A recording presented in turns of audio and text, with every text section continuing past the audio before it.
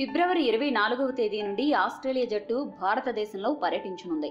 ఈ పర్యటనలో భాగంగా ఆస్ట్రేలియా జట్టు ఒక వన్డే సిరీస్ తో పాటు ఒక టీ20 సిరీస్ ఆడనుంది. ఈ సిరీస్ కోసం బీసీసీఐ సెలెక్టర్లు భారత జట్టుని ఎంపిక చేయడం జరిగింది. ఈ ఎంపిక ప్రక్రియలో కొన్ని ఊహించని సంఘటనలు చోటు చేసుకున్నాయి. తొలుత టీ20 సిరీస్ కు రోహిత్ శర్మని పక్కన పెట్టాలని భావించిన సెలెక్టర్లు అనూహ్యంగా వన్డే సిరీస్ తో పాటు టీ20 సిరీస్ కు కూడా రోహిత్ శర్మని ఎంపిక చేయడం జరిగింది. త్వరలో వరల్డ్ కప్ ప్రారంభం కానుండడంతో దానిని దృష్టిలో ఉంచుకుని ఆటగాళ్ల బలాలు, బలహీనతలు తెలుసుకోవడానికి ఆస్ట్రేలియా జట్టుతో జరిగే వన్డే సిరీస్ కోసం ఒక జట్టుని, టీ20 సిరీస్ కోసం ఒక జట్టుని ఎంపిక చేయడం జరిగింది. ఆస్ట్రేలియా పర్యటన సందర్భంగా జరిగే 2 సిరీస్ల కోసం 15 మందితో కూడిన 2 జట్లను సెలెక్టర్లు ఎంపిక చేశారు.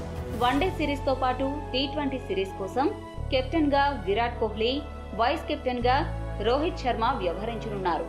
బ్యాటింగ్ విభాగంలో కేఎల్ రాహుల్, శిఖర్ ధవన్, రిషబ్ పంత్, ఎంఎస్ ధోనీలను, ఆల్రౌండర్లు హార్దిక్ పాండ్యా, విజయ్ శంకర్లను, బౌలర్లు యజ్వేంద్ర చహల్, బుమ్రా, సిద్ధార్థ్ కౌల్లను వన్డేలతో పాటు టీ20లకు కూడా ఎంపిక చేయడం జరిగింది.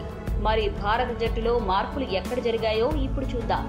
వన్డే సిరీస్ కోసం బ్యాటింగ్ విభాగంలో అంబటి రాయుడు, కేదార్ జాదవ్ ని తీసుకోగా, బౌలింగ్ విభాగంలో మహ్మద్ షమి, కుల్దీప్ యాదవ్లను తీసుకోవడం జరిగింది.